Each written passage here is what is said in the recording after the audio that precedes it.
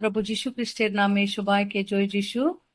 এ সময় আমাদের চরণ যখন বিচলিত হয়, কি আমাদেরকে সুস্থির রাখিবে, এই বিষয় নিয়ে ঈশ্বরের বাক্য দ্বারা ধ্যান করব। গীত সংহিতা 94 অধ্যায় 18 পদে এইভাবে লিখিত আছে, যখন আমি বলিতাম আমার চরণ বিচলিত হইল, তখন হে সদা প্রভু তোমার দয়া আমাকে সুস্থির রাখিত।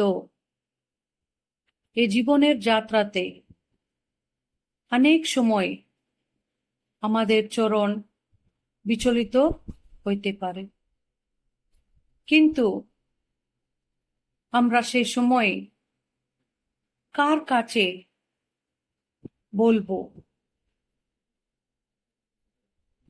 কেন আমাদের চরণ বিচলিত হয়, কি কারণে হয়?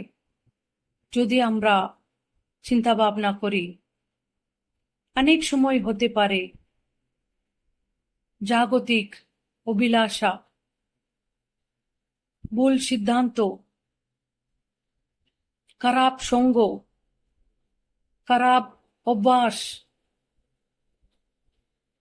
দুষ্ট লোকদের মন্ত্রণা,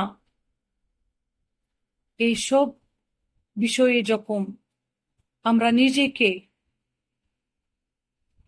সমর্পণ করব, সেখানে আমাদের চরণ বিচলিত হতে পারে। যখন আমরা এরকম পরিস্থিতিতে সম্মুখী হইব, আমরা কাকে ডাকবো, কাকে বলবো আমার এই পরিস্থিতি আছে বলে? ঈশ্বরের বাক্যতে স্পষ্টভাবে লিখিত আছে,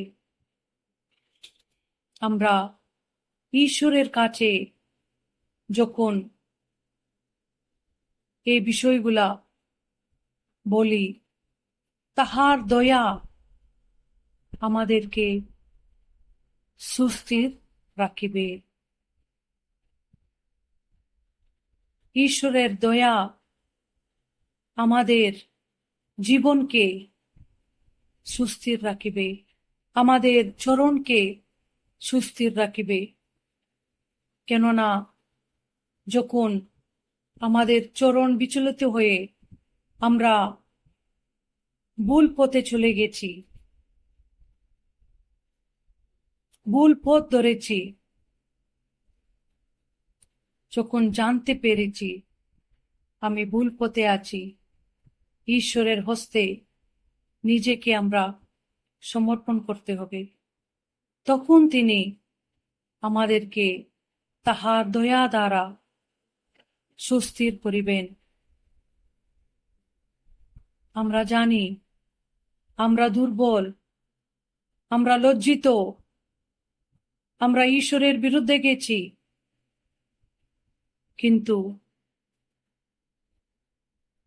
সেই সময়েও যখন ঈশ্বরের হস্তে নিজেকে সমর্পণ করি, তার কাছে আমাদের পরিস্থিতি আমরা বলি, তিনি আমাদেরকে তাহার দয়া দ্বারা, তাহার করুণা দ্বারা সুস্থির করিবেন।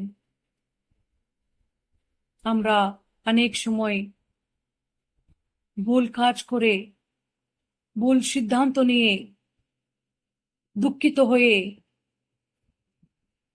আরো ভুল সিদ্ধান্ত নিতে চাই, কিন্তু সেইভাবে না করিয়া ঈশ্বরের হস্তে নিজেকে সমর্পণ করিব। তিনি আমাদেরকে তাহার দয়া দ্বারা সুস্থির করিবেন। তিনি আমাদেরকে লজ্জায় ফেলবেন না, তিনি আমাদেরকে পরিত্যাগ করবেন না। তাহার দয়া আমাদের দুর্বলতার সময়ে বল দিবে। আমাদের কোনো যোগ্যতা নাই তাহার দয়া পাওয়ার, কিন্তু যখন আমরা তাহার কাছে সম্পূর্ণভাবে আমাদের পরিস্থিতি স্বীকার করিব, তাহার দয়া দ্বারা তিনি আমাদেরকে সুস্থির করিবেন। তাই জন্য আমাদের চরণ যখন বিচলিত হয়, আমরা ঈশ্বরের কাছে যাব। ভুল সিদ্ধান্ত কখনো আমরা নিব না। ঈশ্বরের দয়া দ্বারা তিনি আমাদেরকে সুস্থির করে আবার নতুনভাবে জীবনযাপন করার জন্য সাহায্য করিবেন। ঈশ্বরের বাক্য আমাদের আধ্যাত্মিক জীবনের জন্য লাভদায়ক করুক। আমিন।